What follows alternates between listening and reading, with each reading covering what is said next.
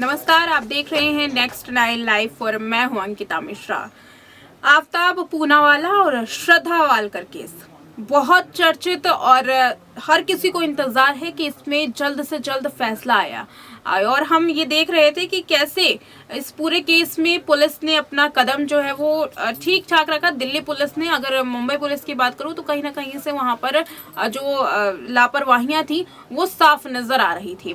वहीं दूसरी ओर अगर मैं चार्जशीट की बात करूं तो 90 दिनों का वक्त दिया जाता है चार्जशीट दायर करने के लिए किसी संगीन जुर्म में, और यहाँ पर केवल 75 दिनों में ही एक लंबी चौड़ी चार्जशीट यानी कि 6000 से भी ज्यादा पन्नों की चार्जशीट को कोर्ट में दाखिल किया गया। और उसके बाद आफ्ताब पूनावाला पर कल पेशी होगी, कल उसकी सुनवाई होगी और देखना ये होगा कि आगे आने वाले दिनों में आफ्ताब पूनावाला की क्या न्यायिक हिरासत बढ़ा दी जाती है या फिर ये फैसला उसकी जिंदगी का आखिरी फैसला बन जाएगा। याद हो आपको कि क्रिमिनल लॉ की किताबें इन दिनों आफ्ताब पूनावाला लगातार पढ़ रहा है। अब कितना ये किताब उनका साथ देती है, कितना ये ज्ञान उसका साथ देते हैं, ये तो आगे आने वाले दिनों में यानी कि चंद घंटों में, मैं यहाँ पर चंद घंटों का नाम ले रही हूँ क्योंकि अब कुछ ही देर में आफ्ताब पूनावाला की कोर्ट में पेशी हो जाएगी। चंद घंटों का वक्त है, जैसे ही सूर्यास्त होगा और अगला सूरज निकलेगा वैसे ही आफ्ताब पूनावाला के एक एक दिन एक एक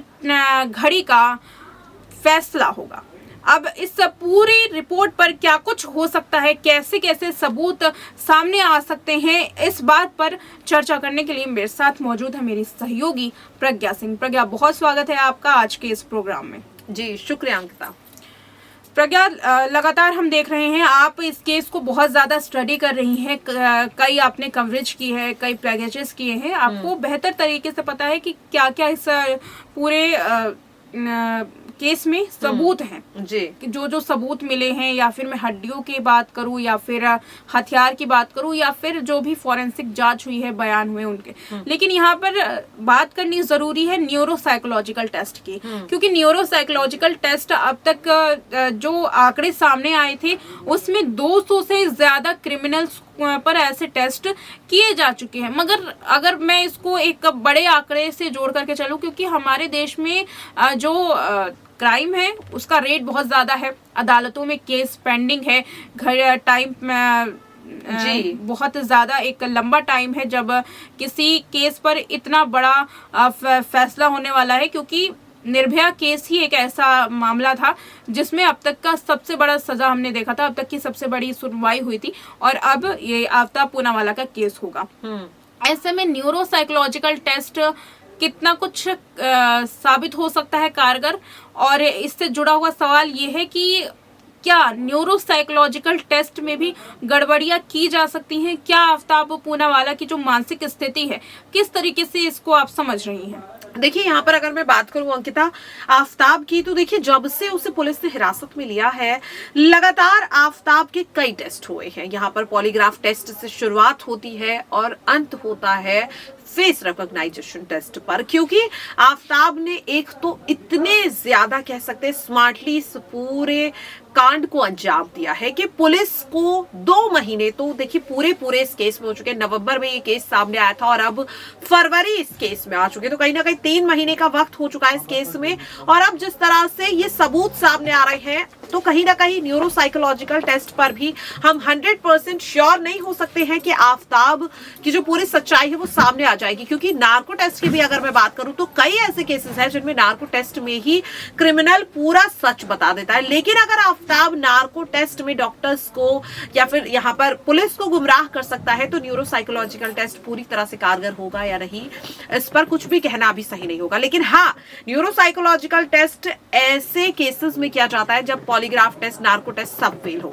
200 ऐसे केसेस इस यानी कि पिछले पूरे साल में, साल 2022 में 200 क्रिमिनल केसेस में इस टेस्ट का इस्तेमाल किया गया और टेस्ट की रिपोर्ट जो है केस को सुलझाने में काफी ज्यादा मददगार रही है। और शायद यही वजह है कि अब दिल्ली पुलिस इस केस में न्यूरोसाइकोलॉजिकल टेस्ट की मांग कर रही है। जल्द ही वो टेस्ट भी हो जाएगा और हर कोई उम्मीद कर रहा है, देखिए कितना सक्सेसफुल होगा या नहीं इस पर हम कुछ नहीं कह सकते, लेकिन हाँ हर कोई उम्मीद कर रहा है कि न्यूरोसाइकोलॉजिकल टेस्ट की रिपोर्ट जो है वो आफताब के खिलाफ ही यहाँ पर आए, क्योंकि अब ये केस जो है वो बहुत ज्यादा पेचीदा होता जा रहा है। हालांकि चार्जशीट में कई सबूत हैं। यहाँ पर मैं बात करूं डीएनए रिपोर्ट, पोस्टमार्टम रिपोर्ट हो, यहाँ पर जिस तरह से श्रद्धा वालकर की आ चुकी है, नार्को टेस्ट रिपोर्ट भी लगभग आफताब के खिलाफ है, पॉलीग्राफ टेस्ट की रिपोर्ट भी आफताब के खिलाफ आई है। और ऐसे में ये एक और रिपोर्ट अंकिता कहीं ना कहीं बहुत बड़ा सबूत हो सकती है। और अगर देखिए ये रिपोर्ट आफताब के खिलाफ नहीं भी आती है तो चार्जशीट में 150 से ज्यादा विटनेसेस के यहाँ पर मैं बात करूं स्टेटमेंट रिकॉर्ड है, कई इलेक्ट्रिकल और साथ ही फॉरेंसिक भी सबूत एविडेंस पुलिस ने इस चार्जशीट में शामिल किए हैं। तो मुझे ऐसा लगता है कि ये सबूत यहाँ पर इनफ होंगे आफताब को वो कड़ी सजा दिलवाने के लिए जो लगातार देश की जनता मांग कर रही है, श्रद्धा के पिता यहाँ पर मांग कर रहे हैं।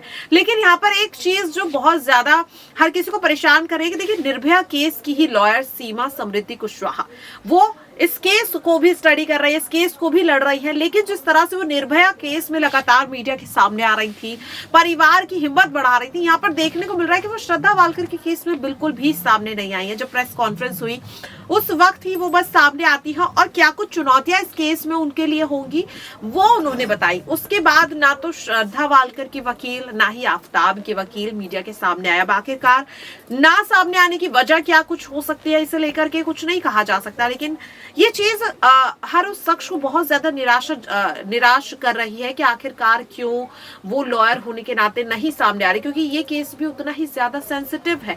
और ऐसे में आम जनता उम्मीद कर रही है कि वो आकर के लोगों को ये भरोसा दिलाए कि हाँ वो इस केस में भी ऐसा ही फैसला, ऐसा ही इंसाफ दिलवाएंगी जैसा निर्भया केस में निर्भया को मिला था। लेकिन उनका सामने ना आना कहीं ना कहीं आम जनता के लिए बहुत ज्यादा निराशाजनक है। बिल्कुल, और सबूतों का जहां आपने जिक्र किया, फॉरेंसिक जांच और बयानों की बात की, तो वहीं आपको बता दूं कि इस पूरे मामले में एक चैट भी सामने आ रही थी श्रद्धा वालकर की, जो इंस्टाग्राम चैट है, जिसमें एक बार को अपने दोस्त से बात करते हुए ये लिख रही हैं कि उन्हें सब कुछ पता चल गया है।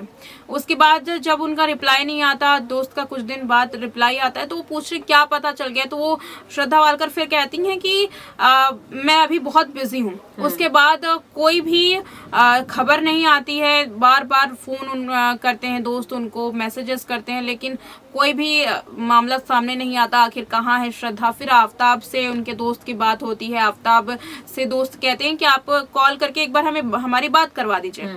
फिर उसके बाद जब ये पूरा प्रकरण होता है शुरू और श्रद्धा वालकर नहीं मिलती हैं, तब ये पूरा मामला उनके पिता तक जाता है, एफआईआर दर्ज होती है गुमशुदगी की, और ये पूरा मामला संज्ञान में आता है।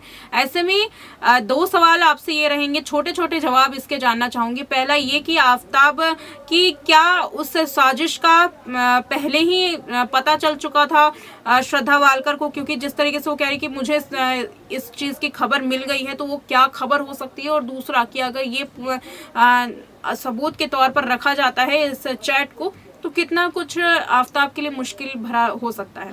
देखिए अंकिता, यहाँ पर कहीं ना कहीं श्रद्धा जो है वो आफताब के इन पूरे चालों से पहले ही वाकिफ हो चुकी थी, क्योंकि अगर ऐसा नहीं होता तो एफआईआर दर्ज नहीं कराती। वहीं दूसरी ओर श्रद्धा की वो चिट्ठी जो पुलिस के हाथ लगी है उसमें भी वो यही कह रही है। श्रद्धा का जो दोस्त है लक्ष्मण, उससे भी उसने कॉल रिकॉर्डिंग के सामने वक्त में यही कहा था कि मुझे आकर बचा लो वरना आफताब मुझे नहीं छोड़ेगा। दूसरी चीज यहाँ पर जो कॉल रिकॉर्डिंग पुलिस के हाथ लगी है उसमें भी आफताब जो है वो श्रद्धा को धमकियां दे रहा है, और वॉइस सैंपल टेस्ट की रिपोर्ट के बाद ये साफ हो जाएगा कि वो आवाज जो है वो आफताब और श्रद्धा की ही है दोनों। तो कहीं ना कहीं ये बहुत बड़ा एविडेंस होगा, और अगर इसे भी पुलिस कोर्ट में पेश करते तो कहीं ना कहीं ये जो पूरा मामला है ये आफताब के खिलाफ जाएगा। रिपोर्ट्स आफताब के खिलाफ एक स्ट्रॉन्ग एविडेंस के तौर पर हो सकती हैं। जी अंकिता। हाँ जी, और बिल्कुल ही अब देखना ये होगा कि आफताब पूनावाला पर क्या सजा कोर्ट सुनाता है और कितनी कड़ी सजा सुनाता है। हालांकि इसमें कोई भी दोहराए नहीं है कि आफताब पूनावाला को कोई भी आसान सजा मिलेगी या कम सजा मिलेगी, क्योंकि उसने जुर्म ही कुछ ऐसा किया है। फिलहाल देखने वाली बात होगी आगे आने वाले दिनों में कि न्यायिक हिरासत बढ़ाई जाती है, कुछ और सबूतों की तलाश होगी कोर्ट को, या फिर ये आफताब का आखिरी दिन होगा। फिलहाल इस रिपोर्ट पर आपको क्या कहना है, कमेंट सेक्शन में अपनी राय जरूर लिखें।